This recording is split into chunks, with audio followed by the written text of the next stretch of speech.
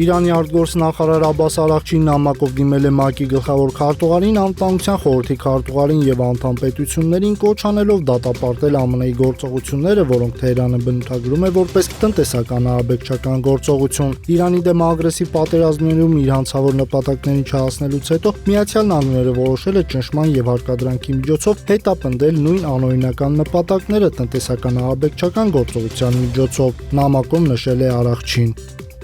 Իսրայելի վարչապետ Բենյամին Նեթանյահուի որդու սպանության ենթադրյալ իրանական ծրագրի թիրախը նրա 35-ամյա որդի Յայիրն է եղել, որն այն ժամանակ բնակվել է Ֆլորիդայում։ Այս մասին հայտնում է Newmark հեղումաներով ամերիկյան իրավապահ մարմինների աղբյուրին։ Աղբյուրի տվյալներով իսրայելական հետախուզությունը նախապատրաստվող մահափորձի մասին տեղեկացել է 2025 թվականի դեկտեմբերին։ Այդ ժամանակ ենթադրյալ իրանցի գործակալներն արդեն գտնվել են Մայամիում եւ հետեւել Յայիրին, նրա տեղաշարժերին ու բնակության վայրին։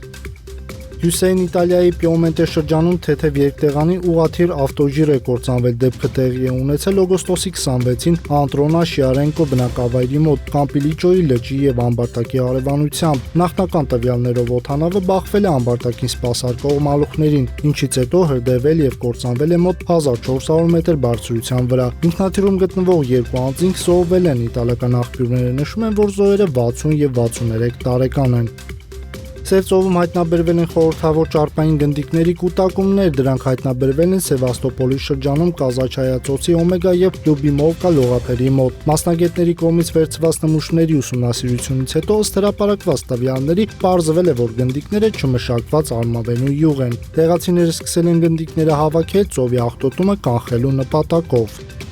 Ռումինիայի լեռներում արջը վնասել է զբոսաշրջիկների մեքենան, զբոսաշրջիկները կանգնել էին ճանապարհին արջին եւ նրա ձագերին մոտիկից դիտելու համար։ Արջը մոտեցել է մեքենային եւ վնասել այն, փորձելով հասնել ներսում գտնվող մարդկանց։ Ռումինիայի լեռնային ճանապարհներին նման միջադեպերը հաճախակի են դարձել։ Զբոսաշրջիկները հաճախ կանգնում են արջերին կերակրելու կամ լուսանկարելու համար, չնայած դրա վտանգավորության եւ արգելված լինելու մասին նախազգուշացումներին։